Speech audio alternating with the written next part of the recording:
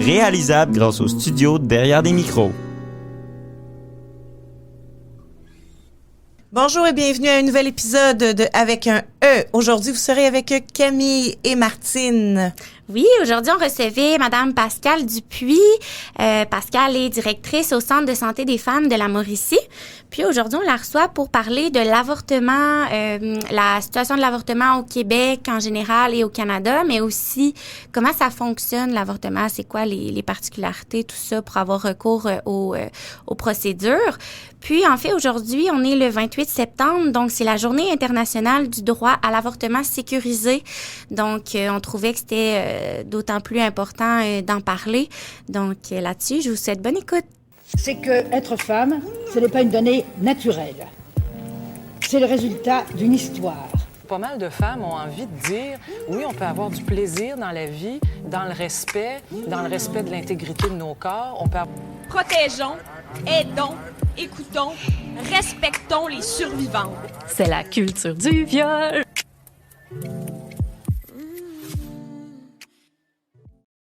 Bonjour Pascale. Bonjour. Merci d'avoir accepté notre invitation et d'être au balado avec un E. Ça nous fait plaisir. Notre nouveau balado au Calax. En fait, aujourd'hui, on est avec Pascale Dupuis, qui est directrice au Centre de santé des femmes de la Mauricie. C'est ça. Oui, depuis combien de temps tu es au centre de santé? Depuis 99, je suis au centre. OK. J'ai été intervenante plusieurs années, puis depuis quelques années, directrice. OK. Puis on se questionnait d'abord, pour ceux qui écoutent aussi, qui ne sont pas au courant nécessairement, c'est quoi le Centre de santé des femmes? Il y en a plusieurs au Québec. Il y en a combien? Ça ressemble à quoi? C'est quoi la mission? On est 3 centres de santé des femmes au Québec. Ah, juste 3? Oui, OK. on est 3. On a déjà été 6. Maintenant, on est 3. Trois-Rivières, Montréal, Gatineau. Okay. Il y a aussi des centres de femmes à travers le Québec. Ça, il y en a un peu plus de 75. Donc, mais des centres de santé, on est 3. Puis, dans notre mission, au fond, c'est de redonner du pouvoir aux femmes sur leur santé, la santé globale, on s'entend, par différents moyens. Fait qu'on a un volet plus psychosocial qui est tout un volet écoute, relation d'aide, activités de groupe, ateliers, puis tout un volet clinique qui fait penser un peu à une clinique de santé sexuelle, mais avec une approche féministe. On se donne le temps, on prend le temps d'expliquer les choses pour avoir les moyens de faire des choix éclairés, parce que ce qu'on pense, c'est que les femmes peuvent prendre soin de leur santé, peuvent prendre des bonnes décisions, mais on n'a pas toujours toute l'information puis les moyens pour le faire. Fait qu'on essaie de faire ce bout-là avec elles. Fait que, tu sais, en gros, là, Ouais. fait que côté santé sexuelle, dans le plus pointu, nous, ce qu'on fait, c'est qu'on a des cliniques de contraception de longue durée, donc les poses de stérilet puis d'implants contraceptifs, puis on offre le service d'avortement aussi. OK. Dis-moi, Pascale, vos services s'adressent à des femmes à partir de quel âge? Est-ce qu'elles doivent être adultes absolument? Non, pas du tout. Au fond, femmes. Puis, on est en 2022, donc c'est quand on est né, le centre, en 1981, on se posait pas trop les questions par rapport au genre, là, homme-femme, fait qu'on dit femme. Par contre, une personne qui aurait besoin d'un stérilet puis qui s'identifie pas comme femme, la personne, elle va pouvoir venir au centre tout de même, là. C'est pas... on va pas la refuser, là. Donc, on s'appelle quand même Centre de santé des femmes. On n'a pas changé notre appellation, mais les personnes qui ont besoin de nos services en santé sexuelle sont bienvenues. Et on s'attend à voir quel genre de professionnels chez vous? Est-ce qu'on parle de médecins, infirmières? Alors, on a des intervenantes qui ont des formations un peu de toutes sortes, là. Donc, ça peut aller du travail social, la psychoéducation, formation, relation d'aide qu'on a pris là, en privé. Moi, je suis sexologue de formation. On a des infirmières, puis on a des médecins aussi. OK. Puis, en fait, aujourd'hui, on voulait beaucoup parler aussi de la thématique plus de l'avortement, de parler de votre clinique d'avortement. Ça ressemble à quoi? C'est une clinique qui est ouverte fréquemment dans la semaine? Est-ce qu'il y a des dates précises? Je sais un peu le fonctionnement à Montréal. Est-ce que c'est le même à Trois-Rivières? Comment ça fonctionne pour la clinique? Je dirais que l'ensemble des cliniques au Québec fonctionnent d'une façon semblable. Chacun sa couleur, mais quand même, on est dans quelque chose qui est à la fois psychosocial parce que c'est une décision quand même qui touche l'ensemble de notre vie, mais il y a quand même un cadre médical à respecter, ce qui fait qu'il y a quand même des choses qui se ressemblent. Donc, comment ça fonctionne? Ben, au fond, nous, au centre, avec la demande pour la région, on a une journée par semaine où il y a des avortements. OK. Ça occupe plus qu'une journée de notre semaine OK. parce que la prise de rendez-vous, toute la préparation de la semaine de l'organisation, les cliniques, mais en termes de rendez-vous, là, quand les femmes viennent, c'est une journée par semaine. OK. Puis dans une journée, ben là, ça dépend, c'est jamais égal, mais il peut y avoir 4, 5, 6, jusqu'à une douzaine d'interventions par jour. OK. quand Est-ce même. que la femme, avant de venir à cette journée-là, la journée pour l'avortement, comme vous dites, est-ce qu'elle va être rencontrée avant? Elle va être préparée? Est-ce qu'on essaie de voir si les raisons pour lesquelles elle veut avoir cette intervention-là, est-ce que c'est justifié pour elle? Comment ça se passe, cette rencontre-là? Ça, c'est vraiment une bonne question parce que, oui, elle va être rencontrée. En fait, la femme, elle appelle. On prend rendez-vous. Elle n'a pas besoin de passer par son médecin de famille, exemple, avant. Là, c'est comme, ça fait drôle de dire ça, mais tout inclus au centre, là, du début à la fin, on accompagne. Donc, on prend rendez-vous.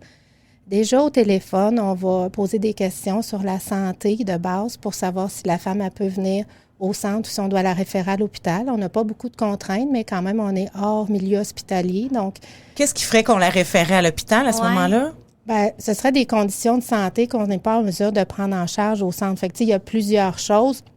Ben, une condition médicale qui est non contrôlée ou qui aura un risque plus grand de complications, ben, c'est sûr qu'on ne prendra aucun risque, puis la femme va être référée vers l'hôpital. Ça ne veut pas dire qu'il y aurait quelque chose de très grave ou dramatique. C'est vraiment une question de sécurité. C'est rare qu'on est obligé de référer, là, mais on a quand même un cadre. Fait que déjà, on pose des questions. Puis déjà, on voit avec la femme, au niveau de sa décision, est-ce qu'elle est correcte? Elle a-tu besoin d'en parler? Si elle nous dit qu'elle a besoin de soutien, ben on va se prendre un rendez-vous juste pour ça. Puis sinon, le rendez-vous qu'on va prendre, ça va être un rendez-vous plus d'évaluation là, médicale, si on veut, avec un questionnaire santé. Parce qu'au téléphone, on fait un bout, mais tu sais, on ne fait pas toute ton histoire médicale au téléphone, là. Donc, le rendez-vous, le premier rendez-vous va être pour un questionnaire santé. Puis, la femme va quand même rencontrer une intervenante. Puis là, je reviens sur ta question sur est-ce qu'on vérifie les raisons? On ne demande jamais les raisons, nous autres, aux femmes, de pourquoi elles choisissent un avortement. Parce que si elle veut, elle va nous en parler, puis on va avoir une très bonne oreille pour ça, on va accueillir ça. Mais si elle n'a pas envie d'en parler, on ne va pas lui demander parce que ben, peut-être qu'elle n'a pas le goût, peut-être qu'elle en a déjà parlé plein avec son entourage, le chum, la mère, l'ami, je ne sais pas trop. Puis là, elle a juste plus le goût d'en parler ou peut-être elle n'a jamais le goût d'en parler à personne puis elle vit ça avec elle-même. Puis, tu sais, pour nous, il n'y a pas de bonne ou de mauvaise raison. Il y a ta raison. Il y a d'ailleurs un site là, qui existe, taraison.ca, là, qui donne plein d'informations sur l'avortement pour aller voir ça. Puis, tu sais, de toute façon, admettons que je te demande, que je demanderai à la femme, c'est quoi tes raisons? Qu'est-ce qui risque d'arriver? C'est que tu vas me donner des raisons que tu penses qui sont acceptables puis qui vont faire en sorte que tu ne seras pas jugée. Pas parce qu'on juge les femmes, mais tu sais, encore... C'est la crainte qui est là. Oui, parce qu'encore en 2022, c'est tabou. Puis encore, il y a des femmes qui sentent du jugement, puis c'est pour ça qu'elles n'en parlent pas.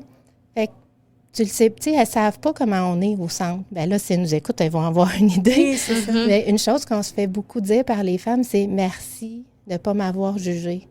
Parce qu'autour, à l'extérieur, pas toujours, mais sans ça. Ça arrive. Fait que si je te demande tes raisons, qu'est-ce que tu vas faire? Tu vas me dire toutes les choses que tu penses qui sont acceptables pour pas sentir ce regard-là puis ce jugement-là. Fait qu'au bout du compte, ça donne rien de demander ça que nous, on se dit, parce que c'est un faux discours. Fait qu'on aime mieux être comme dans l'accueil, t'es là, tu veux le service, on va faire de notre mieux pour te l'offrir dans les meilleures conditions, avec le meilleur environnement. Je pourrais pas changer le fait que tu es enceinte. Le fait que c'est pas le bon moment pour toi, que tu as choisi que tu veux pas poursuivre cette grossesse-là, je peux rien changer. Qu'est-ce que je peux changer, moi? C'est comment je te reçois, je t'accueille, puis que je t'accompagne pour vivre ça. c'est le bout que je peux faire. Le reste, il t'appartient. Moi, je peux pas faire plus, mais je peux te donner les outils. Fait que poser ces questions-là, ça l'aide pas, nous, on trouve, à bien accompagner. Non, puis souvent, la crainte, ce qu'on peut entendre parfois, c'est que les femmes vont avoir peur de dire « Ah, je veux pas aller là, on va me dire... on va essayer par toutes les façons que je change d'avis. Oui. Mais en fait, c'est pas ça du tout qui se passe, Non. là. Puis, tu sais, ça, c'est toute la nuance en tête pour le libre choix. Tu sais, on n'est pas pour l'avortement. On est pour que les femmes aient accès, aient le droit à ce service-là, mais on est pour le libre choix. Fait que si tu es devant moi, puis tu n'es pas certaine de ta décision, puis au bout du compte, tu choisis de poursuivre la grossesse, bien, c'est parfait, puis on va te référer, t'accompagner pour que tu aies le meilleur service pour ce choix-là. Parce que ça arrive que des fois, les femmes vont arriver puis dire « Ah, finalement, c'est plus ça que je veux, puis je repars, là. » Oui, parce qu'il y en a clairement qui, en arrivant, savent qu'elles sont ambivalentes. Puis, ben là, on fait un bout avec elles. Il y en a qui arrivent, puis elles pensent qu'elles sont à 100%, ou en tout cas, peut-on être toujours à 100% sûre d'une décision dans la vie, quelle qu'elle soit? Ça se peut, mais on est souvent à une petite zone de gris. Mais tu es assez solide là-dedans, puis finalement, tu te rends sur place, puis des fois, l'impression que ça nous fait, c'est le fait d'être sur place, puis d'être dans le processus, en dedans de certaines femmes, ça fait « Ouais, moi, je suis pas au bon endroit aujourd'hui, là. » Mais des fois, il faut comme faire des pas dans une direction pour se rendre compte que « Ouais, c'est pas là, moi, que je voulais aller. » Je pense que je me revirais de bord, me prendre l'autre chemin. C'est quoi les peurs qui vont nommer leurs craintes par rapport à l'avortement? Ah, ben là, il y a toutes sortes de craintes. Il peut avoir, ben là, on a parlé des craintes du jugement, craintes du rejet. Ça, c'est pas tant l'avortement, mais tout ce qui entoure, là. Mais sinon, par rapport à l'avortement, ben, il circule encore toutes sortes de fausses informations. Fait que, bon, des fois, ça peut faire hey, c'est le fun, là, je sais que je suis fertile, je suis devenue enceinte, mais oh, c'est pas le bon moment. Fait que, est-ce que ça va avoir un impact sur ma fertilité après, si je choisis un avortement maintenant? Oui, on voulait t'en parler, justement, parce qu'on entend souvent ça. Et ça, c'est faux. C'est des fausses informations qui circulent, qui servent à faire peur aux femmes, puis à essayer de les faire même si elle en est à son 3e avortement, par exemple? Ça ne change rien à la fertilité? Rien. Non, ça ne change rien. OK. Non, peu importe le premier, le deuxième, le troisième, parce que, tu sais, oui, ça arrive qu'il y a des femmes qui ont plus d'un avortement. C'est pas quelque chose nécessairement que... Moi, je dis souvent, c'est pas quelque chose qu'on met à l'agenda dans notre futur qu'on veut un avortement. Là. Il arrive une situation X, puis là, il y en a un, puis là, peut-être plus tard, il y en a un autre, mais c'est pas parce que tu dis hey, c'était tellement une belle expérience au Centre de santé des femmes que je vais retourner pour ça. C'est pas le genre d'affaire que... Non, mais... Oui. Non, mais tu sais, ça a l'air ordinaire quand je dis ça, mais tu sais, des fois, dans la pensée populaire, c'est comme... Oui. Non, mais on prend, tu sais... ça brime la fertilité après, on prend ça comme un moyen de contraception. C'est pas vrai, ça. Mais c'est ça. Il y a personne qui prend ça comme un moyen de contraception. Moi, ça fait plus que 20 ans que je suis là. J'en ai pas vu des femmes qui se disent, ben tant pis, moi, je fais rien, pas de contraception, je m'en fiche, puis j'irai avorter. Ça se passe pas de même. C'est pas de même là, que ça fonctionne. Ben, c'est quand même le fun à entendre de quelqu'un qui travaille là-dedans depuis des années. Là. Parce que c'est vrai que c'est ça qu'on entend souvent. Là. C'est vraiment comme la petite chose à dire. Les gens, ben non, moi, je suis pour l'avortement. Mais, tu sais, faut pas non plus que ça soit abusif ou que ça soit pris comme un moyen de contraception. Ou... mais c'est jamais, non, c'est jamais abusif, c'est ça l'affaire. Ouais. Mais, tu sais, tant que tu n'as pas été moi, j'appelle ça le monde de l'avortement. Quand tu n'as pas été en contact avec le monde de l'avortement, soit d'y avoir travaillé, d'avoir eu à avoir besoin de services ou côtoyer des gens, il y a plein de choses que tu sais pas puis que tu te rends pas compte que ça n'a pas tellement d'allure, au fond, ce que tu penses. Ben écoute, c'est un jugement là, que je porte, que je trouve que ça n'a pas d'allure, là, mais tu sais que quand on prend le temps d'expliquer des choses, moi, il y a un paquet de gens qui font « Ah, moi, j'avais pas vu ça de même. » Puis, tu sais, moi, mon but, c'est pas nécessairement quand je parle avec quelqu'un qui est anti-choix, qui devienne absolument pro-choix. C'est sûr, j'aimerais bien mieux ça. Si tout le monde est pro-choix, c'est bien plus facile, la vie, à mon avis. Mais... tu sais, déjà, de faire réfléchir, puis de faire des pas, puis de mettre le focus sur la personne, ce qu'elle vit, puis on peut être d'accord pour qu'elle ait le choix pour elle. Après, si toi, il y a une situation qui t'arrive, puis c'est pas ça que tu veux, bien, c'est parfait. Moi, j'en ai pas de problème avec ça, tu sais. Fait que c'est de faire des petits pas, tu sais, par rapport à l'ouverture d'esprit. Puis rendu à la journée où il y a l'intervention, là, parce que beaucoup de gens qui vont se questionner justement, est-ce que c'est long, est-ce que ça fait mal? C'est comment que ça se passe cette journée-là? Ouais. Tantôt, tu parlais des craintes, là, la crainte de la douleur, ça en fait partie aussi. Est-ce que c'est long? Une intervention, là, un avortement, ça dure là, à peu près, là, je sais pas, entre 7 et 15 minutes. Là, c'est dur de mettre des minutes, là, mais tu sais, médicalement parlant, c'est pas une intervention qui est compliquée. C'est simple. Ça peut être compliqué dans ta vie, la décision, comment ça arrive, mais c'est simple au point de vue médical. Fait que c'est pas une intervention qui est longue. Puis, est-ce que ça fait mal? C'est sûr, quand il y a un avortement, ce qui va arriver, c'est que l'utérus, il va contracter. Parce que pendant l'intervention, son but à l'utérus, c'est sa job, c'est de prévenir des saignements. Fait que lui, sa façon de prévenir les saignements, c'est de faire des contractions. Quand on est menstrué puis qu'on a mal au ventre, là, l'utérus, il est un peu sensible, puis souvent, il contracte pour aider à évacuer les menstruations. Même chose pendant l'intervention, entre guillemets, là, tu sais. L'utérus, moi, je dis, il sait être au repos ou contracté. Il n'y a pas beaucoup de tâches et responsabilités, là, d'une façon. Là. Fait que quand l'utérus il contracte, on est content, il fait sa job. Il contrôle des saignements, c'est parfait. Mais ça se peut que ça te tire dans le ventre. Fait que plus ou moins, ça dépend des femmes. C'est sûr qu'il y a une médication qui est offerte pour aider à diminuer la douleur. Fait que, tu sais, il y a des femmes, avec la médication, ils vont sentir aucune crainte. Ça, c'est une médication qui va être prise la journée même et non pas la veille, là? Non, la journée même. C'est une médication qu'on donne en intraveineux. Puis, toutes les cliniques d'avortement utilisent cette médication-là. C'est donné par intraveineuse. Et puis, ça agit hyper rapidement. Là. En quelques minutes, on est au maximum d'action. Fait que ça agit très rapidement, puis ça repart rapidement l'effet. Fait que c'est bien parce que tu n'es pas longtemps sous l'effet d'une médication qui peut t'abasourdir un petit peu. Là. Fait qu'il y a des femmes qui ne sentent pas les crampes. La majorité, ce qu'elles vont sentir, c'est... admettons que je touche ton bras puis j'ai la main froide. Bien là, tu vas sentir que c'est froid. Si je serre, tu vas sentir. Peut-être tu vas dire, elle est bien fatigante, ça serre. Oui. Mais tu peux pas te dire, ça fait donc bien mal. Mais tu sens le mouvement, tu sens ce qui se passe. Okay. Un petit inconfort, disons. Oui, fait que beaucoup de femmes, ça va se passer comme ça. Puis, il y en a qui vont sentir plus les crampes. Puis, ils vont dire, boy, moi... Est-ce que le nombre de semaines a un lien avec la douleur que tu peux ressentir? Non? Pas nécessairement. OK. Non.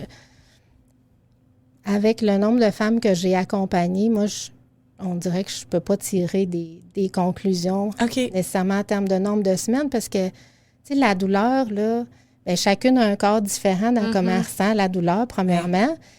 Puis c'est pas juste une affaire physique, la douleur. C'est aussi dans l'émotion puis dans le psychologique. Fait que, tu sais, si tu es bien contracté, bien stressé, oui, il y a une médication aussi qui aide à se détendre, mais tu sais, des fois, la tête, c'est bien, bien fort, hein. Si tu t'attends à avoir bien mal aussi, il y a tellement de choses qui entrent en ligne de compte pour jouer sur la douleur. Là, moi, j'ai déjà vu une femme le médecin est arrivé pour installer le spéculum, le même instrument qu'on utilise pour un examen gynécologique. Puis le spéculum, il avait juste touché la peau de la femme. Puis la femme, elle a comme eu un mouvement de recul, puis elle a fait « Arrête, ça me fait mal », tu sais. Mais on n'avait rien fait. On avait comme juste touché. Pareil comme si je te touche le bras avec mon doigt, puis tu dis « Arrête, ça me fait mal ». On a arrêté. Elle avait vraiment anticipé, qu'il y aurait quelque chose. Oui, mais elle était vraiment, vraiment stressée. Moi, ça m'est arrivé une fois, là, en 20 ans, de voir ça. Mais tu sais, on a arrêté. Le médecin, il a montré le spéculum. Là, elle a regardé, elle a dit « Oh, OK, c'est rien passé. » On a dit « Non, OK. » Fait que, tu sais, là, ça a reparti, puis c'était correct. Mais, tu sais, moi, c'est l'exemple qui me reste pour montrer comment est-ce que c'est pas juste physique. C'est dans toute notre... Là, on parle de spéculum, puis là, souvent, lors de l'avortement, là, on entend, ils prennent une petite balayeuse. Ah, oui. Là, ça, moi, le mot balayeuse en partant, c'est ça. C'est quoi l'outil? Comment ça se passe? Bien, au fond, c'est... Là, on parle de l'avortement chirurgical parce qu'il y a 2 méthodes d'avortement, chirurgical puis médical. Fait que dans l'avortement chirurgical, ça s'appelle une pompe aspirante. Fait que c'est sûr que dans le langage populaire, l'imaginaire collectif, je comprends que les gens vont dire la petite balayeuse, mais on s'entend que c'est une pompe aspirante. Oui, il faut aspirer le contenu de l'utérus. C'est comme ça que ça se passe. Mais c'est pas une balayeuse. On ne va pas faire de promo de compagnie, mais on n'est pas avec l'électrolyte. C'est ça que j'avais dans la non, tête. mais c'est parce que je le sais que c'est ça qu'il y a dans la tête. C'est pas ça, là. C'est plus petit, puis on part pas notre balayeuse. C'est pas comme ça que ça se passe, là. Les instruments sont plus petits, puis c'est court, là, le moment de l'aspiration. OK. Puis, justement, par rapport à l'autre méthode, est-ce que c'est ce qu'on pense là, à prendre avec une pilule? Oui, mais en fait, c'est plus qu'une pilule. Là. Des fois, moi, j'entends, par médicament, tu fais juste prendre une pilule. Ça disparaît. Il y a aussi des... Ben, tu sais, juste, oui, une pilule, ça demeure une pilule. Tu prends un verre d'eau, tu l'avales, OK. Dans ce sens-là, juste une pilule, oui. Bon, il y en a plus qu'une. Mais la façon dont ça fonctionne... au fond, c'est le même processus avant, tu sais, prise de rendez-vous, questionnaire médical, parce que qu'importe la méthode que tu choisis, il faut s'assurer de la condition de santé. C'est au choix, Pascal, oui, c'est la au méthode? choix. OK. Certainement au choix. C'est ça qui est bien, c'est qu'on on a le choix. Ben, en fait, on a le choix jusqu'à 9 semaines de grossesse. OK. Parce que par médicament, c'est jusqu'à 9 semaines. Bon, il y a des endroits qui vont un petit peu plus loin que 9 semaines, mais nous, présentement, là, au centre, c'est ça. Puis le maximum pour l'avortement, c'est 12 semaines ou 15 semaines? Ça dépend dans quel sens tu poses ta question. Au centre, pour l'avortement chirurgical, on va jusqu'à 14 semaines de grossesse. Mais si on pose la question, y a-t-il une limite de nombre de semaines pour un avortement? Il n'y en a pas de limite au Canada. Ça, c'est vraiment intéressant à savoir. Oui, parce que les gens ont dans la tête qu'ici, dépasser 12 ou 15 semaines, il n'y en a plus de possibilité. Après 3 mois, Non, au Québec, au fond, depuis le début de la pandémie, les services ont été réorganisés pour offrir l'avortement, qu'importe le nombre de semaines. Avant la pandémie, les femmes qui avaient plus de 22, 23 semaines allaient aux États-Unis pour un avortement, mais là, avec la pandémie puis la fermeture des frontières et tout ça, c'était plus possible. Donc, maintenant, c'est au Québec, puis il n'y a pas de limite. Puis est-ce que c'est compliqué de trouver... Tu sais, souvent, j'entends que, justement, c'est possible, techniquement, jusqu'à terme, en guillemets. Mais est-ce que, justement, c'est plus difficile de trouver quelqu'un pour faire la procédure? Exemple, que je suis enceinte de 5 mois, puis j'ai vraiment le désir de vivre un avortement. Est-ce que c'est plus difficile de trouver un spécialiste qui va vouloir me faire la procédure ou... Oui, dans le sens où... au Québec, là, il y a 49 points de service en avortement. Okay. Jusqu'à 12 semaines, ça va assez bien trouver un endroit. Okay. Si on se compare juste à nos voisins du Sud, mettons, là, ou ailleurs dans le Canada, parce qu'au Canada, là, je fais une longue parenthèse, mais j'en reviens. Au Canada, il y a une centaine de points de service pour les avortements. Il y en a près de la moitié qui sont au Québec. Ça nous donne une idée la situation enviable, entre guillemets, qu'on a par rapport à l'offre. Bon, ces points de service-là sont surtout concentrés autour du fleuve Saint-Laurent. Fait que c'est sûr que selon où on habite, ça se peut que, oui, on sait qu'on a accès, mais qu'on a plus de distance à faire. Donc, jusqu'à une douzaine de semaines, tu sais, il y a pas mal de places qui l'offrent. Jusqu'à 15, 16, 17, 20... Bien, là, ça se réduit un peu, mais ça va assez bien. Après ça, la femme, c'est sûr qu'elle va avoir un service, puis elle n'aura pas à faire des pieds et des mains, elle, pour trouver un endroit. Mais comme, tu sais, ça fait comme 2 ans à peu près la pandémie, puis c'est pas toujours simple de réorganiser des services, bien, il y a du monde qui travaille fort dans les couloirs pour trouver les places pour les grossesses plus avancées. Mais la femme, elle ne verra pas ça, dans le sens où on va tout faire pour la référence, elle va avoir accès au service. Mais il y a des gens qui se démènent dans l'ombre pour trouver les endroits, mais il y en a. Mais le contexte hospitalier, il n'est pas facile pour toutes sortes de problématiques en ce moment. Mais c'est sûr qu'on on laisse jamais tomber les femmes. Est-ce que ça s'est déjà vu, par exemple, qu'un médecin dise Ouais. moi, je suis pas à l'aise, elle est rendue à 8 mois. C'est à ça que je pensais aussi. Ouais, que ça Ouais. va vraiment à l'encontre. Il se passe quoi? Bien, c'est sûr que ça arrive. Fait qu'au fond, quand on a des références à faire avec des grossesses plus avancées, c'est vers des équipes qu'on sait qui sont bien avec l'offre de services parce que on ne peut pas demander à un professionnel de faire un avortement si ça va à l'encontre de ses valeurs. Tu sais, l'important, c'est qu'il y ait le service puis qu'on trouve quelqu'un. Parce que sinon, personne ne va être bien là-dedans. Tu sais, la femme qui reçoit le service puis le professionnel, tu sais, ça fonctionne pas. Tu sais. Mais il y en a des gens, c'est sûr qu'il y en a. Puis tantôt, on parlait là, de la deuxième méthode par pilule. On s'est un peu égaré. Mais oui, on jase, on est bonne pour faire des apartés. Là, c'est plusieurs pilules, dans le Oui, fond. bon, fait que si je reviens, là, on était parti de c'est le même début, prise de rendez-vous, examen. Jusqu'à 9 semaines de grossesse, on a le choix. On en était là, Oui. on a le choix. Donc, par médicament, comment ça fonctionne? C'est que on va prendre des comprimés qui vont faire arrêter la grossesse. Puis, 24 heures à 48 heures plus tard, on prend une autre série de comprimés qui vont favoriser les contractions de l'utérus pour l'expulsion. Fait que les comprimés, les premiers comprimés peuvent se prendre, au centre, nous, on a des comprimés qu'on a pour les femmes, fait que souvent, elles prennent les premiers comprimés sur place.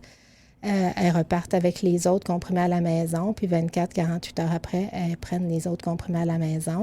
Donc, ce que ça va faire quand l'utérus se contracte, évidemment, ça fait des crampes, là, fait que ça peut faire de la douleur dans le bas du ventre. Là aussi, ils ont des comprimés d'antidouleur qu'elles peuvent prendre. Puis, c'est sûr qu'il va y avoir des saignements, parce qu'avec l'expulsion, ça fait des saignements. Des fois, il y en a qui disent, c'est-tu comme une fausse couche? Bien, c'est pas une fausse couche, parce qu'une fausse couche, ça arrive naturellement. Mais dans ce que ça peut ressembler, on peut se dire que ça se ressemble un peu. Là, Puis comment on s'assure que là, l'expulsion s'est faite totalement? Est-ce qu'il y a une vérification qui se refait chez vous par la suite? Oui, Okay. il y a 2 semaines plus tard, au fond, la recommandation, c'est qu'1 à 3 semaines plus tard, les femmes soient revues ou du moins un questionnaire médical où on est capable de tirer des grandes lignes pour s'assurer que c'est complété. Au centre, nous, la femme revient nous voir, puis on fait une prise de sang parce qu'on peut doser les hormones de grossesse dans le sang. Donc, on fait une prise de sang au premier rendez-vous pour avoir notre chiffre d'hormones. On en fait un autre au rendez-vous de suivi.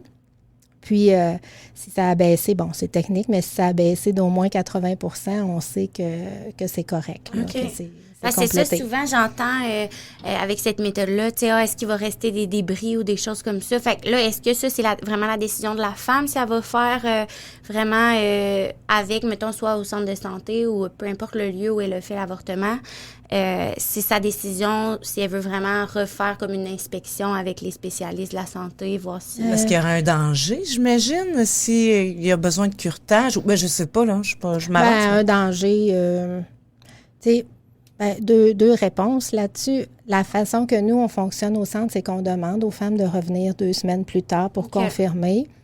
C'est vraiment rare que les femmes ne reviennent pas. Ouais. S'il y en a qui ne reviennent pas, souvent, on a pu leur parler au téléphone ou quelque chose pour voir avec ce qu'elles nous disent de saignements qu'elles ont eu, de symptômes de grossesse qui ont diminué, un paquet d'indices qui peuvent nous donner une idée si c'est complet ou pas. C'est rare que les femmes ne reviennent pas. Nous, ça fait partie de notre processus. Il y a des endroits qui font le processus tout au téléphone, puis font revenir les femmes seulement au besoin. Nous, présentement, c'est en personne, mais si c'est pas possible, on s'adapte. Les risques, est-ce que c'est dangereux? Admettons que ce ne serait pas complété. Bien, c'est sûr que la femme, admettons que pour X raison, elle ne revient pas consulter. Mais éventuellement, elle va avoir un signe de quelque chose qui va lui dire « Oh, puis il y a quelque chose qui ne va pas bien. » Elle va saigner plus, continuellement, avoir plus mal au ventre ou quelque chose. Fait que, quand on ne va pas bien, éventuellement, on consulte. Là. Fait que soit on revient au centre ou on va à l'hôpital, mais je veux dire, fait qu'on ça ne serait pas... Tu sais, quand il y a quelque chose, on va dire une complication, si on consulte, il n'y en a pas de problème. Ouais, ça serait C'est- surprenant se que ça règle. soit pas pris au bon moment, puis que ça C'est s'infecte, ça. puis qu'on parle de... Oui. Fait que, OK. tu sais, s'il y a quelque chose, il faut consulter, Ouais. puis on va s'en occuper, puis ça va être correct parce que, tu sais, un avortement, c'est sécuritaire quand c'est fait avec une méthode qui est adéquate, avec un milieu, des instruments qui sont stériles, qui sont adéquats, puis avec un professionnel qui a les compétences pour le faire. Quand on a ces conditions-là, c'est sécuritaire en avortement. Puis comme dans n'importe quelle intervention, oui, il y a des risques de complications. Quand on parle d'un avortement, c'est moins de 1% les risques de complications. Puis s'il y en a, on peut faire quelque chose avec, puis ça va se régler. Donc, on ne se retrouvera pas avec, je reviens au début, avec de l'infertilité, pas pouvoir avoir à nouveau une grossesse. Il suffit de prendre en main ce qui se passe, puis ça va être correct. Là. Ce qui n'est pas le cas partout dans le monde. Oui, exactement. Puis, en fait, c'est toujours un médecin qui doit faire la procédure, ou ça peut être, exemple, une infirmière, ou est-ce qu'il doit toujours avoir un médecin sur place? Au fond, c'est généralement les médecins qui font les avortements. Au Québec, la majorité, c'est des omnipraticiens. Il y a des gynécologues aussi qui en font, mais la majorité, c'est des omnipraticiens. Par contre, là, avec l'avortement par médicament, les infirmières praticiennes spécialisées et puis les sages-femmes peuvent donner la pilule abortive, là, c'est comme ça que ça s'appelle. L'organisation de service avec les sages-femmes, c'est pas encore en place, là, mais tu sais, il y a eu des pas là, dans les derniers mois qui ont été faits là-dessus. Mais c'est pas parce que là, il y a des autorisations de donner que les services sont organisés puis que les équipes sont prêtes. Mais essentiellement, présentement, c'est des médecins, mais il y a des pas qui ont été faits pour donner des accès là, à d'autres professionnels pour élargir l'accessibilité là, à cette méthode-là. Bien, ça ferait du sens un peu que les sages-femmes, justement, aient la possibilité. Puis je me demandais, est-ce que c'est déjà arrivé, c'est plus technique, mais que des femmes, exemple, au centre de santé, demandent à ce que ce soit une femme médecin qui fasse la procédure, ou que ce soit seulement des femmes, tu sais, des fois par rapport à des traumas vécus, ou simplement pour un sentiment de sécurité, ou... Oui, c'est déjà arrivé. Au fond, au centre, on n'est que des filles à part les médecins. OK. Donc, oui, c'est déjà arrivé. Des femmes le demandent. Nous, présentement, on a surtout un médecin qui vient à chaque semaine. Quand il est en vacances, on a un autre médecin qui remplace, qui est aussi un homme. Fait que nous, si une femme nous dit « moi, ça peut absolument pas être un homme », bien, on va référer avec la clinique de santé sexuelle puis l'équipe de gynécologues où il y a des femmes. OK. Mais c'est quand même rare que, déjà que ça arrive, mais ça arrive. Puis quand les femmes arrivent, puis ils sentent le feeling, on sent l'équipe, puis qu'on explique que, moi je leur dis souvent, je dis, si on l'a gardé, ce médecin-là, c'est parce qu'il est fin, puis ça va. Sinon, il ne sera plus avec nous autres. Fait que c'est peut-être pas une femme, mais il est correct. Sinon, il ne sera pas là. Le monde pas fin, là, on les garde pas. Déjà, on les engage pas, mais si on s'en rend compte plus tard, on les garde pas. Puis, tu sais, d'être attentionné, d'avoir de la compassion, de la douceur, c'est pas l'apanage des femmes. Tu sais, moi, j'en ai vu des femmes médecins que des fois, je trouvais plus rough que des gars. Ah, ben oui. Tu sais, mettons, mais je peux très bien comprendre qu'on préfère avoir une femme quand même, cela étant dit, mais là, nous autres, présentement, c'est un médecin homme. Dis-moi, Pascal, disons que je vis un avortement à 9 h demain matin, est-ce que je peux aller au bureau à midi? Non. OK. Non. Au fond, si c'est un avortement chirurgical, la majorité des femmes prennent la médication intraveineuse. La médication, on a dit tantôt, il y a un antidouleur. Il y a aussi quelque chose pour diminuer le stress, là, être plus mollo. Puis ça, ça fait qu'on recommande de ne pas travailler, aller à l'école, n'importe, pour les 24 prochaines heures parce que le pic d'action des médicaments, il disparaît assez vite. Quand la femme, elle sort du centre, moi, je dis souvent, tu croises quelqu'un dans la rue, il se dit pas Eh boy, qui est maganée, elle, ou par où qu'elle a passé. OK, fait qu'elle peut conduire, elle n'a pas besoin d'être accompagnée. Elle ne peut pas conduire, OK. mais tu n'as pas de l'air si... OK. Je veux dire, ça va, là, tu repars, tu marches sur tes deux jambes, puis tu repars comment émotivement? Là, ça, c'est une affaire, mais tu sais, ça va. Sauf que la médication, même si son pic d'action il est disparu assez rapidement, ça reste en circulation dans l'organisme pendant 24 heures. Fait que ça peut nous rendre un peu plus dans l'une, je vais dire. Là. Fait que, tu sais, conduire, perdre l'attention 30 secondes sur l'autoroute, ça peut être risqué. Tu sais, mettons, fait que tu peux pas conduire. On dit pas prendre de décisions importantes. Tu prends pas ton rendez-vous chez le notaire l'après-midi même, là, tu sais, mettons. Fait que, oui, tu es là, mais chez quelle femme ça va faire que tu es un peu plus dans l'une, au ralenti, tout ça? On peut pas le savoir à l'avance. Fait que par sécurité, on dit... Tu vas pas travailler, tu conduis pas de décision importante, puis idéalement d'avoir quelqu'un avec toi à la maison. Est-ce qu'on peut avoir des inconforts quelques jours après? Oui. Puis juste pour faire le pont avec la méthode par médicament, tu sais, je peux-tu aller travailler? C'est sûr, si tu prends tes 2 premiers comprimés, souvent, il y a très peu d'effets là, secondaires avec la première dose là, de médicaments. Puis tu n'as pas rien pour t'amortir aux antidouleurs. Fait que, bon, si tu veux, tu peux vaquer à tes occupations après, mais les premiers comprimés pourraient quand même, des fois, donner un peu d'écran, mais c'est vraiment rare. Mais c'est sûr qu'à partir du moment que tu prends l'autre série de comprimés, bien là, c'est sûr qu'il va y avoir des contractions de l'utérus, puis l'expulsion, en général, c'est 4 à 6 heures après la prise de la deuxième série de comprimés. Fait que, là, tu s'en aller travailler ou à l'école, ça c'est pas une bonne idée, là. Fait que... Puis, comme tu dis, cette façon-là, est-ce que... Ben, c'est que aussi, ça vient des fois avec plus des conséquences émotives, tu sais, sans exemple, mettons les 2 premiers comprimés, sans ressentir d'effets physiques, des fois, de savoir que tu es en train de faire cette procédure-là, j'imagine que ça peut apporter un certain bagage émotif qui fait peut-être que j'imagine certaines préfèrent prendre off, puis tu sais... Ben oui, ça peut, mais je trouve ça le fun ta question parce que, tu sais, un avortement, il n'y a pas rien là, mais en même temps, c'est pas toujours un drame. Non, tout à fait. Il y a personne qui s'en vient au centre en disant « moi, je m'en fiche, puis il n'y a rien là. Mais à quel point ça touche chacune, puis ça bouleverse chacune, puis à quel point on est dans le processus, puis là, on se dit « c'est ça qui est en train de se passer ». Il y en a qui sont beaucoup connectés comme ça là-dessus, puis d'autres que j'ai pris la décision, je fais ce qu'il y a à faire, puis je suis pas comme tout le temps dans ce comme processus-là intérieur par choix, parce que je veux pas pour 1000 raisons, comme on fait dans n'importe quelle décision de notre vie, que des fois, on est 2 pieds dedans, puis là, ça nous prend les tripes, tout ça, puis d'autres fois, on sait que c'est là, mais un peu sur le côté, là, puis on se dit, bon, c'est là, je m'en occupe, mais je plonge pas trop là-dedans.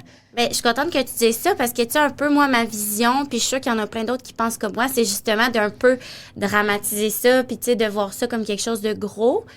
Mais c'est bien de voir qu'en fait, c'est une procédure médicale qui pourrait être comparée à plein d'autres choses. Puis, tu sais, je me demandais, est-ce que les femmes doivent être absolument accompagnées, par exemple, lorsqu'elles font l'avortement en clinique, au centre de femmes, et au contraire, lorsque c'est avec la pilule, tout ça, comment ça se passe? Est-ce que c'est recommandé qu'il y ait quelqu'un avec la femme lorsqu'elle prend la 2e fois les comprimés? Fait que quand par chirurgie, nous, on demande idéalement d'être accompagné 24 heures, comme j'ai dit, de ne pas conduire. Donc, ça te prend quelqu'un qui te fait du moins le lift, là, c'est sûr. Puis d'avoir quelqu'un chez toi. Ouais. Par médicament, on dit que ça pourrait être bien si tu as quelqu'un, mais c'est, disons qu'on pousse, on pousse pas, entre guillemets, là, on pousse personne là, au centre, là, mais on met moins l'importance là-dessus parce que c'est pas, il n'y a pas de médicaments qui amortissent ou qui peuvent mettre à risque au niveau de la sécurité. Là. Puis l'expulsion peut durer quelques jours, là, ça se fera pas... L'essentiel va se faire pas sur quelques jours, là, au même moment. Il va y avoir des saignements plus importants. Mais c'est sûr que dans les 2 cas, dans les 2 méthodes, les saignements, après, mettons, l'expulsion, là, il peut y avoir des saignements qui continuent un peu, mais qui viennent. Puis même chose après le chirurgical, tu sais. Ça peut saigner un peu tout croche, là, pendant... on dit que le cycle régulier revient en moyenne 4 à 6 semaines après l'avortement. Oui, c'est ça, je me demandais, parce qu'il ne veut pas, il y a un dérèglement d'hormones quelque part, j'imagine. Ben oui, c'est sûr qu'il y a une chute d'hormones, parce que là, avec des hormones de grossesse qui, là, tout à coup, vont chuter, fait que le cycle va se réajuster. Le jour de l'avortement, ça redevient le jour 1 des menstruations. Fait que le cycle, il repart, là, si on veut. Fait que on retrouve notre fertilité immédiatement après. Okay. Mais là, le cycle, lui, il peut être un peu tout croche, le temps de se réajuster, mais ça ne veut pas dire qu'on n'est pas fertile. Est-ce que c'est un peu comme un accouchement qu'on vit des contractions même après? Est-ce que ça peut? Bien, ça peut faire dans les jours qui suivent, là, entre autres avec l'avortement chirurgical, on appelle ça le syndrome du 4e jour. Fait que moi, je dis quand ça a un nom, c'est parce que ça arrive assez souvent. Fait que c'est comme si...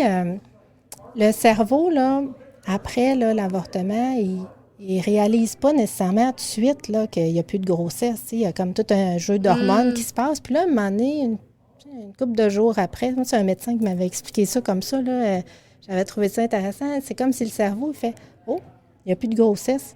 Attends une minute, il faut que je réajuste mes messages d'hormones. On change le plan. » Fait que là, il met en branle le processus pour dire « Oh, s'il reste... du sang, guillemets, dans l'utérus, parce que quand on est enceinte, l'endomètre, il s'épaissit pour la grossesse. Fait que c'est sûr qu'avec l'intervention, ça enlève une partie de cet endomètre-là qui s'est épaissi. D'ailleurs, quand on est menstrué, c'est l'endomètre qui s'est épaissi pour se préparer à une grossesse. On n'est pas enceinte, ça se défait, on a des saignements. Fait que là, c'est parti, ça, un peu l'endomètre là, qui s'est épaissi avec l'avortement, mais ça se peut qu'il en reste un peu de cette partie-là là, qui s'est épaissie. Fait que là, quelques jours après, le cerveau, il fait le message... on n'a plus besoin de cet endomètre-là qui s'est épaissi, il n'y a plus de grossesse. Fait qu'il envoie un message, entre guillemets, pour dire, bon, ben on enlève cette paroi-là. Fait que ça peut faire des saignements un petit peu plus importants, puis des crampes. Je reviens, je t'ai pas oublié, ça peut faire des crampes un peu. Généralement, là, avec un antidouleur qu'on a à la maison, là, qu'on prend quand on a mal à la tête ou même un mal de ventre de menstruation, là, généralement, ça va aider à diminuer les douleurs, puis ça ne dure pas... des heures, là, une bouillotte d'eau chaude, un bain chaud. Tu sais, ce qu'on fait quand on a mal au ventre, là, d'habitude, ça fait le travail. Ouais. Moi, j'avais une question par rapport aux âges. Tu sais, au début, tu disais, c'est sûr, c'est disponible un peu pour toutes les femmes. Oui. Par rapport à l'âge, est-ce que vous avez la même méthode, tu sais, à partir de 14 ans, c'est libre choix, mais avant l'âge de 14 ans, est-ce qu'il doit avoir absolument une signature d'un titulaire, de quelqu'un responsable? Comment ça fonctionne si le parent refuse le service pour sa fille? Tout ça. Tu sais, je sais pas, là je donne des suppositions, c'est sûrement ou peut-être pas quelque chose de courant. Non, c'est pas courant. Le refus, mais... comme tu l'as dit, à partir de 14 ans, on peut décider d'avoir une intervention chirurgicale, donc un avortement. Tout ce qui ne nécessite pas une hospitalisation, au fond, on peut choisir de l'avoir sans avoir l'autorisation des parents. En bas de 14 ans, ça prend l'autorisation d'un parent. Ça ne nous est jamais arrivé d'avoir recours à des moyens pour aider une jeune fille que ses parents refusent, mais c'est sûr qu'il y a des moyens au niveau légal là, pour accompagner une jeune fille qui voudra un avortement puis que les parents refusent ou contexte familial difficile, en tout cas. Mais ça ne nous est jamais arrivé, mais on sait que c'est déjà arrivé dans la vie. Là, mais il y a des façons, mais souvent... en tout cas, chez nous, les rares fois où c'est arrivé, là, on entend « Oh non, mes parents vont me tuer s'ils savent ça. » On fait un bout de chemin avec la jeune fille. Puis, tu as rencontré les parents des fois? Oui, c'est ça. On a déjà offert de le faire avec elle, l'accompagner. Puis il y a comme toujours un chemin qui s'est trouvé pour ça chez nous. Mais j'ai envie de dire que c'est rare que ça arrive. Puis c'est rare aussi parce que c'est pas la tranche d'âge où il y a un grand pourcentage d'avortements. Tu sais, des fois, les jeunes, puis que c'est chez les jeunes que c'est... Ben là, je sais pas dans la tête du monde, jeune, c'est quel âge exactement, là, mais tu sais, les adolescentes, c'est pas elles. Là. Ce serait quoi la tranche d'âge? Chez le plus haut pourcentage, c'est chez les 20-24 ans, suivi des 25-30. Fait qu'on peut dire qu'entre 20 et 30 ans, c'est pas mal Oui, puis mettons, là, justement, dans les chiffres, je sais pas si tu as les chiffres en Mauricie et ou au Québec. Ça ressemble à quoi, mettons, le nombre d'avortements qu'il peut y avoir par année?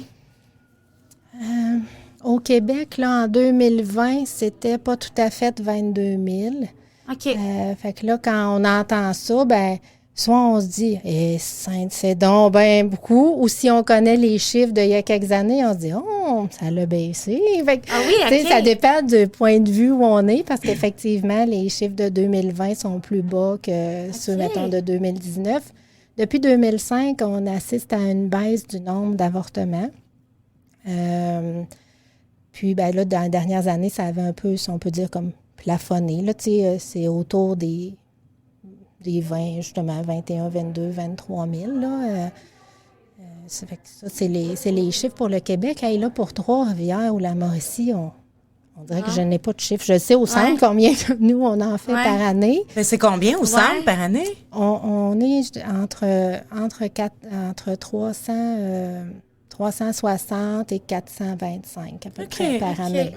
Puis, je suis curieuse, est-ce qu'il y a quelque chose qui explique le fait, mettons, que c'est plus entre 20 et 24 ans? Ou 25? Parce que, tu sais, on dirait, là, c'est vraiment comme ma réflexion rapide, tu sais, qui n'a pas réfléchi à la question. Je me dis, tu sais, dans la vingtaine aussi, les gens commencent à penser à vouloir avoir une famille, tout ça. Là, maintenant, des fois, de plus en plus tard. Mais qu'est-ce qui explique que c'est cette tranche d'âge-là que ça arrive le plus souvent? J'ai pas, tu sais, je me ferai pas Statistique Canada ce matin, là, mais c'est sûr que la fréquence des relations sexuelles entre 20 et 30 ans, tu es peut-être plus chez vous, tu as peut-être plus de partenaires ou du moins d'occasions ou de lieux tranquilles pour avoir des relations. Quand tu as peut-être 15, 16, 17 ans, peut-être tu aurais le goût d'en avoir plus, mais c'est peut-être plus compliqué d'avoir un lieu. Tu es peut-être plus actif sexuellement. Ben, oui, fait qu'il y a une question des fois de contexte, de disponibilité d'espace. Puis ben, après ça, toute la vie sexuelle qui peut faire qu'on est plus là-dedans ou pas. Puis effectivement, entre 20 et 30 ans, il peut y avoir des choix de vie qui font qu'on se dit c'est pas le bon moment. Mais moi, je dis souvent, il y a toutes sortes de profils de 20-30 ans. Fait que, tu sais, ça peut être, c'est pas le bon moment, j'ai pas fini l'école, j'ai un nouvel emploi, je suis en début de carrière. Bon, il peut avoir ça. Mais il peut avoir, moi, j'ai commencé à avoir des enfants assez tôt, puis j'ai déjà 3-4 enfants, puis moi, c'est déjà suffisant. Ben, tu sais, ça peut être aussi, moi, j'en veux pas d'enfants dans la vie. Ben, puis c'est bien correct, puis ça, c'est à n'importe quel âge. Mais pour expliquer le 20-30, tu sais, j'ai pas tant plus, là, de... J'imagine qu'il y a beaucoup de raisons qui pourraient... Ben oui, beaucoup, tu sais, autant de personnes, autant de raisons, d'une certaine façon, là. Puis justement, tu sais, le fait que ça doit arriver aussi des femmes plus âgées, mettons, fin quarantaine, cinquantaine, qui justement, à cause du risque... ça, est-ce que vous en avez des femmes plus âgées qui viennent parce que il y a un risque plus élevé des fois pour la grossesse? Puis... On dirait que je peux pas dire que c'est nécessairement les femmes dans la quarantaine par rapport au risque, parce que on en voit des femmes là, plus jeunes que elles savent qu'elles ont des conditions de santé, que ça fait en sorte que c'est risqué une grossesse. Fait que peut-être que j'ai des collègues qui ont plus souvent rencontré des femmes là, dans la quarantaine qui leur ont dit « c'est plus risqué, moi, je m'aventure pas avec une grossesse », mais je peux pas dire que moi, c'est quelque chose qui est arrivé plus fréquemment, là, cette raison-là. Puis, juste en passant, là, on parlait de risque puis de sécurité. Un avortement, c'est sécuritaire. Une grossesse, il y a beaucoup plus de risques à avoir une grossesse dans la vie qu'un avortement. Puis là, je dis pas ça pour faire peur au monde. On n'est tellement pas dans la peur, nous autres, dans la vie, mais on remet souvent pas ça en perspective parce que la grossesse, c'est tellement dans notre société comme, je veux dire, encensé, louable, beau. Puis c'est vrai que c'est beau, là, mais tu sais, en même temps, ça vient aussi avec des risques. Mais ça, on dirait qu'on n'en parle jamais parce que c'est une bonne affaire dans la vie d'avoir des enfants, on dirait, tu sais. Mais on parle plein, puis on fait peur au monde avec des risques d'avortement, mais on fait jamais peur aux femmes avec des risques d'avoir un enfant. Quand il y en a bien plus. Ben, fait que, tu sais, comment on voit les choses, là, ça teinte le discours qu'on a envers les gens. Oui, bien, j'écoutais une infirmière, justement, du Centre de santé des femmes à Montréal. Puis elle disait que s'il y a quelque chose, bien, il y a plus de risques par rapport à la fertilité de vivre une grossesse que de vivre un avortement, là, tu sais. Oui. Okay. Mais ça, pas quelque chose qu'on dit souvent. Non, c'est ça. Ben non, tout à fait. Ouais. Puis, on n'a pas parlé des coûts. Tu sais, exemple, une femme, se rend compte qu'elle est enceinte, appelle au centre de santé. Comment ça fonctionne par rapport aux démarches? Y a-t-il des trucs d'assurance à signer, des choses... Du moment que tu as une carte d'assurance maladie qui est valide, il n'y a aucun frais, rien. Là. Okay. C'est comme tu vas chez le médecin pour quelque chose d'autre, tu ne payes pas, tu sors ta carte d'assurance maladie, mais c'est la même chose. Si ta carte d'assurance maladie est plus valide, parce que tu as passé tout droit, ou tu l'as perdu, ou je ne sais pas trop, il y a des moyens, avec la Régie de l'assurance maladie, là, d'obtenir un papier pour qu'il n'y ait pas de frais. Si tu n'as pas de carte, tu es une étudiante étrangère, tu es venue à l'UQTR étudier, toi, puis ça t'arrive ici maintenant. La plupart des étudiantes ont une assurance qui couvre les frais. OK. Les femmes immigrantes, réfugiées, souvent, elles ont un papier qui couvre les frais. Il y a une petite proportion de femmes qui n'ont aucune assurance. Okay. À ce moment-là, il y a des frais. Au centre, un avortement, ça va coûter, je dirais, entre 180 et 600 $.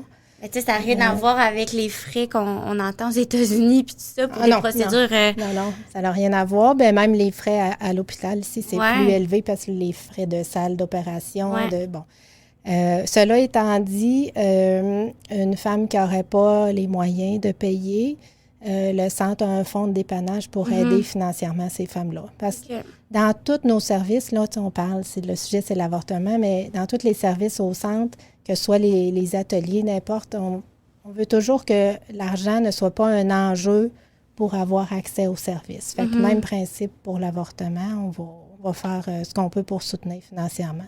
Oui, puis on dirait aussi que votre approche semble être dans le réduire le plus possible les complications, tu sais, les facteurs de stress. On dirait que, tu sais, de t'entendre, je vois qu'au centre de santé, ça a l'air où vous faites pour que ce soit le plus simple et le plus, tu sais, apaisant pour la femme. Bien, ça, si tu as retenu ça, c'est numéro 1 parce que c'est vraiment ça qu'on se donne comme pour mandat, là, que autour, ça soit le mieux possible parce qu'on le sait que ce que toi, tu vis, ça peut être pas facile. Fait qu'on prend le bout qu'on peut. Oui. Puis j'aurais une dernière question par rapport à tout ce qui est technique, tout ça, vraiment au centre de santé. Par rapport au consentement de la procédure, tu sais, je sais que vous ne posez pas de questions.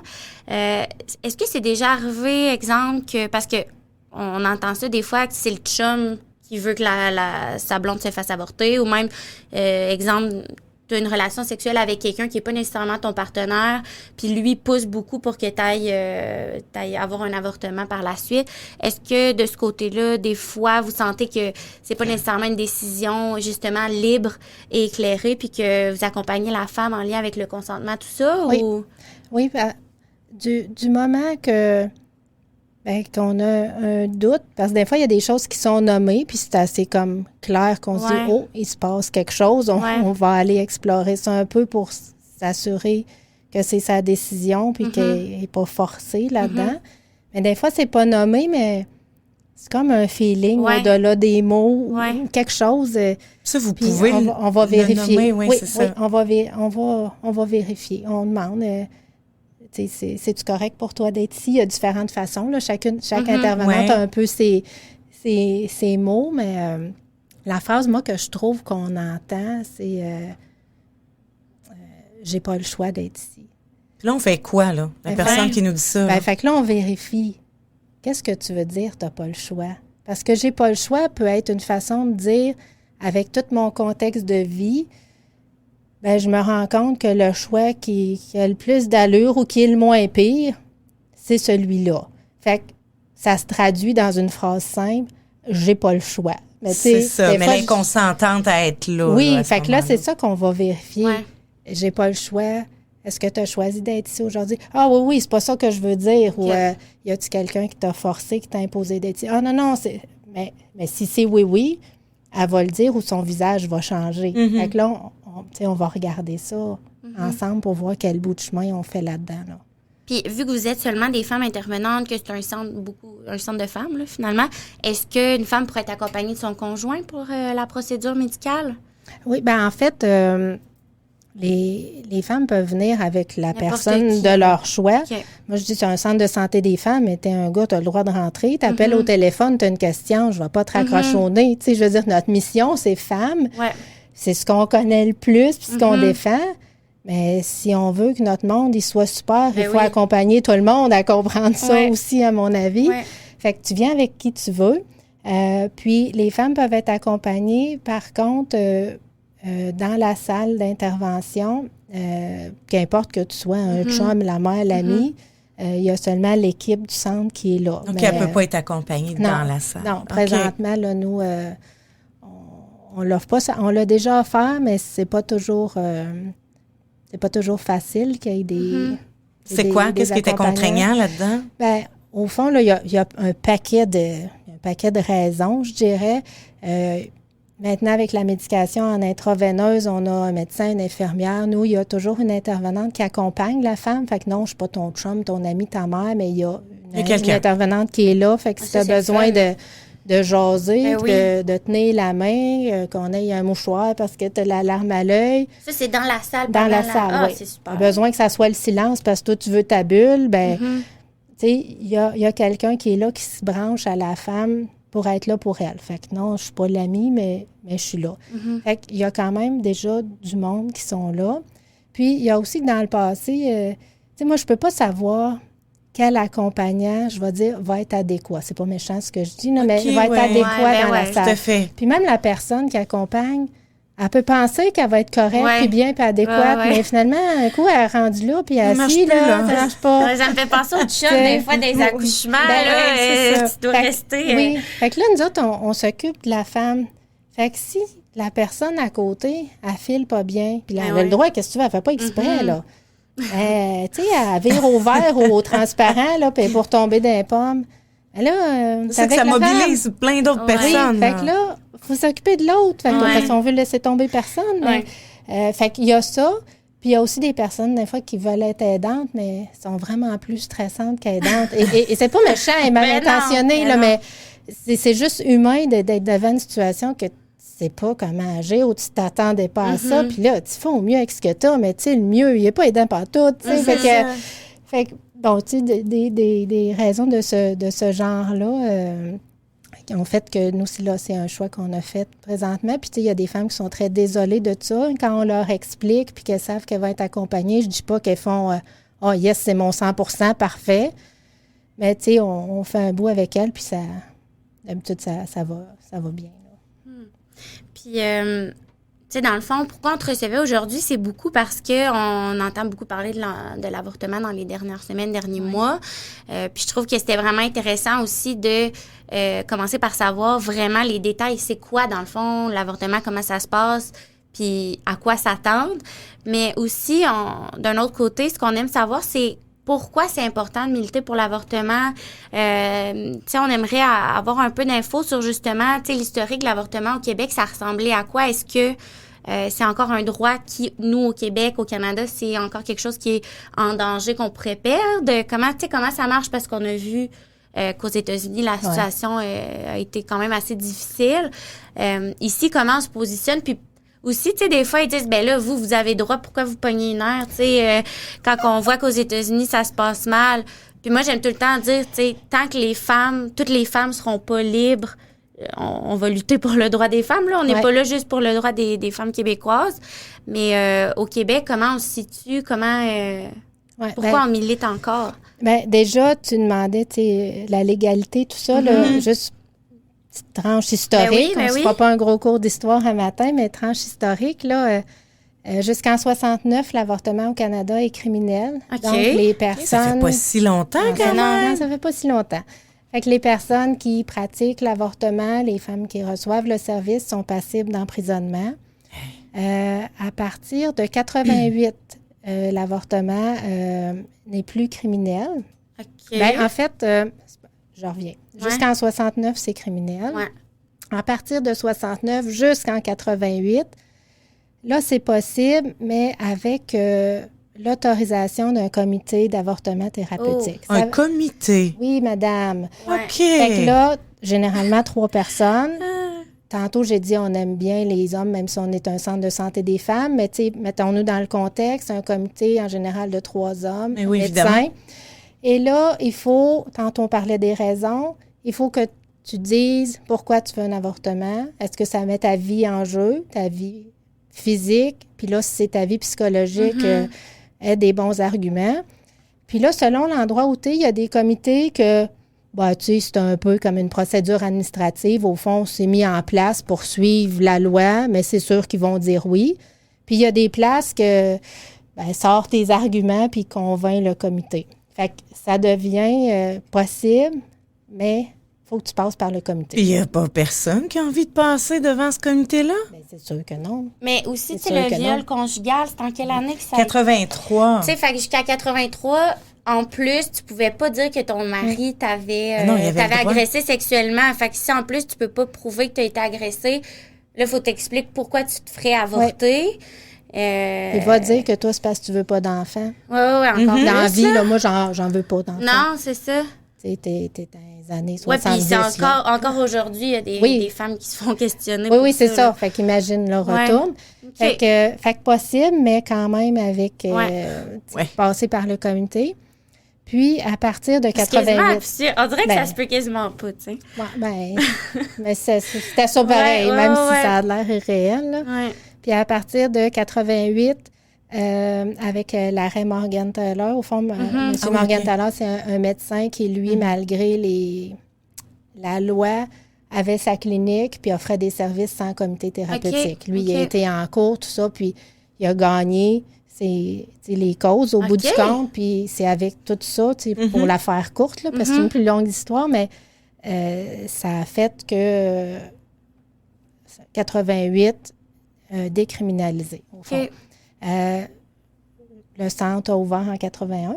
Fait que le centre a pratiqué dans l'illégalité Ah, pendant ouais. 7 ans. Les Donc, 3 centres ou bien les ben, 6? toutes les 6, là, OK. on sont toutes nées dans les années entre 75 et 81, 82. OK. Ont pratiqué dans l'illégalité. Ah, ouais. C'est sûr que le gouvernement québécois de l'époque avait laissé courir le bruit qu'il y aurait une tolérance. Tu sais, on est OK. comme dans le mouvement de fin des années 70, tout ça. Là, fait que, Là, on avait René Lévesque à ce moment-là. Là. oui.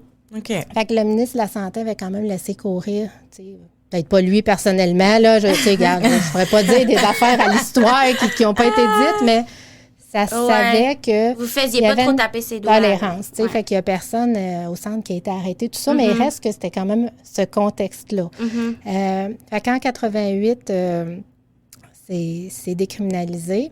Puis en 89, dans l'affaire d'Aigle Tremblay, ça c'est une femme qui voulait un avortement, puis son conjoint voulait pas. Il a obtenu une injonction pour pas qu'elle ait un Il n'y a avortement. pas eu un tout livre ça. là-dessus, il me semble, Pascal, où j'invente l'information? Un livre, ben, il y a différentes plateformes ou articles là, qui oui, relatent tout à fait. l'histoire. Puis là, il va y avoir une série qui va sortir. c'est ça? là. Oui, voilà. Ça va sortir, je me rappelle plus, mais c'est bientôt. OK. C'est quoi Ça va sortir. d'aigle? D'Aigle, c'est Chantal d'Aigle, l'histoire Ok. Chantal Ah oui, il y a un d'Aigle. livre là-dessus. Là, ça me Ouais. vient. OK. Et puis, en tout cas, fait avec ça, c'est allé en cours, tout ça. Elle a finalement eu l'avortement aux États-Unis pendant que la cause était en cours. Elle est revenue. Puis, la cause a été entendue même si elle avait eu l'avortement parce qu'elle aurait pu tout arrêter. Mais, non, mais écoute, c'est une histoire folle. Vous écouterez Ah, ça, là. ouais. C'était OK. pendant l'été. Les juges ont été rappelés pour prendre la décision. Puis, on dit même si finalement, même si elle a eu l'avortement, ils ont continué. C'était comme trop important. Puis là, ça a comme précisé des choses pour dire qu'au fond, au niveau de la loi, le fœtus n'a pas de statut juridique. Tu sais, OK. ça peut faire raide un peu, tu sais, des fois, de dire Ouais. ça, là, mais fait que c'est la mère qui décide. Fait que ça, c'est venu préciser pour dire seule la femme peut décider de son corps, même Tout à fait. si elle est enceinte, parce qu'il n'y a pas de statut juridique. Après ça, comment on perçoit le fœtus, tout ça, tu sais, Ça, c'est différent personnellement. Mais là, je parle du cadre de loi. Ouais. Fait que c'est la femme. C'est pas son conjoint, sa mère, ses soeurs, ses amis. Juste elle peut décider. Fait que ça, c'est venu préciser encore plus, là. Fait que depuis 89, c'est comme ça. OK. Et on n'a pas d'autres cadres. Ça dit, en 88, au fond, avec l'arrêt Morgenthaler, ça a dit pour des questions d'intégrité physique et psychologique, ça devient un soin de santé, donc ce n'est plus criminel pour la santé et sécurité de la femme. On tape sur le clou en 89, mais il n'y a pas d'autres cadres. Comme on a dit, pas de limite de temps de grossesse et tout ça. Fait qu'au Canada, le droit, il est là, il existe. Faut-tu s'inquiéter? Moi, je vais vous dire que déjà, il y a des gangs qui veillent au grain. Hein? Le monde qui travaille là, dans le monde de l'avortement, il y a des gangs qui regardent ça puis qui checkent l'affaire pour être sûr qu'on ne s'en fait pas passer des petites vites. Parce que depuis là, les dernières années, là, il y a eu une 40aine de motions qui ont été déposées pour restreindre l'accès à l'avortement. Toutes sortes d'affaires par des moyens détournés. Comme quoi, est-ce que tu as un exemple? Par exemple, là, moi, je ne suis pas très bonne dans tous les bons mots puis les années, tout ça, mais il y a eu un moment donné quelque chose pour, si la femme elle a un accident, pour donner des soins à la femme et, si elle est enceinte, là, et au fœtus, mettons, pour que le fœtus ait droit, qu'on s'assure que tout est correct. Mais il y avait quelque chose comme de louable là-dedans pour s'assurer que tout le monde est correct s'il y a un accident, mais la façon que c'était écrit, mais que c'était un projet de loi, là, ça n'a pas passé, mais ça pouvait venir donner des droits au fœtus parce que si avec l'accident, il y avait... On pourrait laisser mourir la mère puis sauver le bébé? Je sais pas si ça allait jusque-là, je veux pas dire, mais ça venait comme donner comme des droits au fœtus. Fait que là, ça ouvrait la porte peut-être pour contraindre l'avortement. C'était pas une loi qui voulait dire ça, mais par la porte dans l'arrière, ça pourrait. Fait que ça, c'est un exemple là, que moi, que je me souviens, mais des choses qui, à première vue, n'ont pas toujours l'air en lien, mais qui pourraient l'être. Fait qu'il y a du monde qui regarde ça, puis quand ils voient, là, ils font des démarches pour pas que ça passe. Mais souvent, ça, de toute façon, il y a des procédures dans les projets de loi, mais souvent, ça ne se rend pas très loin, pas juste parce que les militants font quelque chose pour pas que ça aille plus loin, mais parce que il y a d'autres mondes dans les partis politiques qui se disent « Voyons que c'est ça », puis là, ils rejettent, là, mais il y a quand même eu, tu sais. Mais notre droit, comment qui est fait, c'est différent d'aux États-Unis. Je ne m'aventurerai pas là-dedans parce que je ne suis pas une spécialiste, mais il est fait dans... Tu sais, c'est un soin de santé, l'avortement, tout ça. Fait qu'on peut se dire que d'une façon, par rapport aux États-Unis, il est assez bien protégé. Ouais. Mais quand tu vois ce qui s'est passé aux États-Unis, tu sais, cela étant dit, tu te dis, des ratoureux, puis du monde anti-choix, il y en a partout, puis... l'affaire, c'est que ce qui se passe aux États-Unis, ça donne du jus, ça donne du pouvoir, ça donne des prises aux personnes anti-choix. Fait que là, ça galvanise les troupes pour des fois dire « Oh, aux États-Unis, ils ont réussi ça, nous autres ici, on est anti-choix. » Fait que là, ça mousse un peu le mouvement, puis là, ça s'active un peu plus. Fait que là, tu sais, quand on dit « continue de militer », au fond, quand on milite, ça redit au monde, ça redit à nos décideurs, puis là, on va s'en aller dans les élections, ça redit, hey, nous autres, là, on veut le garder, ce droit-là, puis regarde, si tu veux y toucher, regarde, check bien ça, tu vas avoir de l'ouvrage. Fait que là, concentre-toi donc sur d'autres choses, parce que nous autres, on va te mettre des bâtons dans les roues. Tu sais, on dit pas ça, mais c'est un peu ça que ça dit, puis c'est le message qu'on veut porter de touche pas à ça. Fait que, on continue-tu d'être, des fois, une gang de fatigantes qui chiolent pour rien parce qu'on a le droit? On peut le voir de même. Ouais. Mais en même temps, quand tu vois que c'est retiré dans des endroits, tu te dis, bon, tu sais, moi, je dis tout le temps, moi, je suis pas dans la peur. Tu sais, je me dis, bon... On est dans la prévention. Mais oui, tu sais, puis de redire, nous, c'est ça qu'on veut, puis sachez-le. Sinon, vous allez frapper un mur. Tu sais, c'est un peu ça, le message qu'on porte, là. Puis, tu sais, tantôt, je disais qu'on est privilégiés, entre guillemets, au Québec avec tous nos points de service, mais quand on compare, mais tu sais, si on se concentre juste sur nous, tu sais, il y a encore des pas à faire pour plus d'accès dans des places où c'est plus long, les délais, c'est plus long, les kilomètres à faire. Fait que continuer de militer, tu sais, pour aussi l'accès plus, tu sais, plus facile, un peu plus étendu, un peu plus partout, puis que les pensées changent. Tu sais, on parle, c'est tabou, tout ça. Fait qu'en même temps, militer, là, ça fait que ça en fait parler du sujet. Puis ça fait que ça se discute autour d'un cours d'école, autour d'un salon, autour des tables de cuisine, tout ça. Fait que ça peut faire avancer les choses, puis que ça soit moins fermé, moins caché, moins de jugement. Fait que ça sert aussi à ça, à ouvrir la discussion. C'est ça. Donc, continuons de militer. Ben, continuons le combat. Oui. Merci tellement pour toute la conversation vraiment enrichissante, puis je suis certaine qu'il y en a beaucoup qui ont appris beaucoup de ça. On aurait quelques petites questions en rafale. Justement, on avait questionné les gens qui suivent le balado, tout ça. Premièrement, j'avais une question parce que tu as abordé rapidement le sujet. Peut-être que tu n'es pas au courant, mais est-ce que tu sais s'il y a des équipes qui se déplacent, exemple, en région éloignée, dans les communautés autochtones inuits, par exemple, plus éloignées dans le nord ou en région qui n'auraient pas nécessairement accès? Est-ce qu'il y a des fois des équipes qui vont sur place? Je sais que dans le nord du Québec, mais là, je ne voudrais pas nommer une région, puis c'est pas la bonne, là, mais il y a des médecins là, que dernièrement, ils étaient en formation pour l'avortement. Je sais qu'il y en a qui offrent l'avortement aussi dans le nord, mais ces médecins-là ne sont pas nécessairement toujours là. On en connaît là, qui travaillent dans le nord du Québec. Question de pilules abortives aussi, là, ça se déploie tranquillement, pas vite, mais fait que c'est pas toujours des équipes qui se déplacent, mais c'est question de former des professionnels là, dans des régions plus éloignées. Mais si on pense à plus proche de chez nous, là, c'est Wamantashi, qui est plus dans le nord de la Tuque.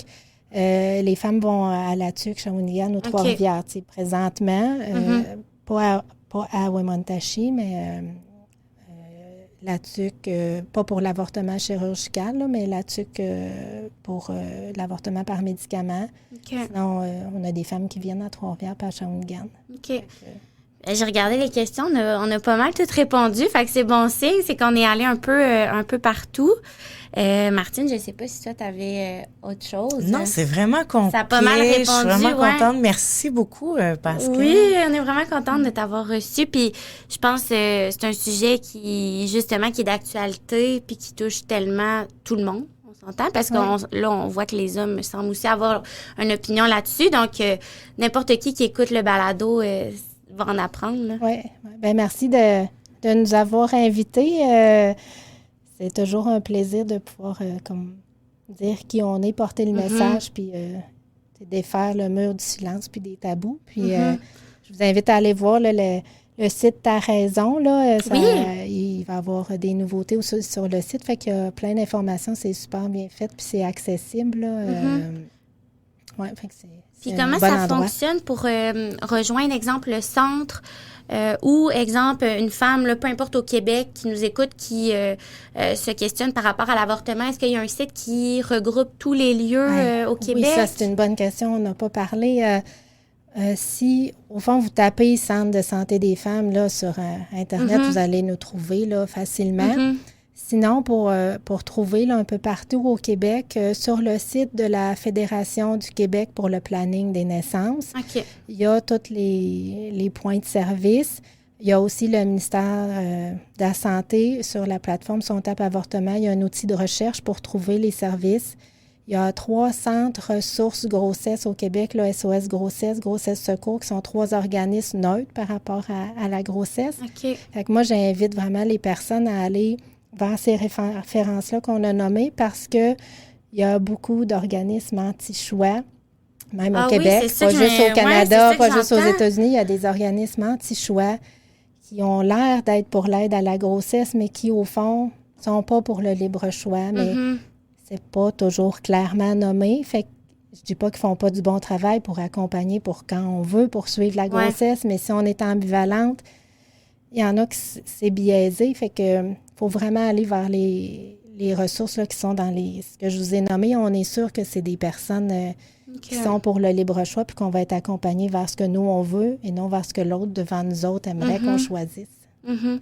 Puis si jamais il y a des gens qui ont des questions, que ce soit sur YouTube ou sinon, venez nous écrire sur nos réseaux. Mais si jamais il y en a qui ont des questions, soit sur des propos qui ont été mentionnés ou en général par rapport au service du centre de santé, bien, de nous l'écrire, puis au besoin, on se référera à vous avec plaisir. C'est ça, puis n'importe qui peut téléphoner au ouais. centre, ça va nous faire plaisir de répondre aux questions. Ben merci beaucoup. Merci. Merci.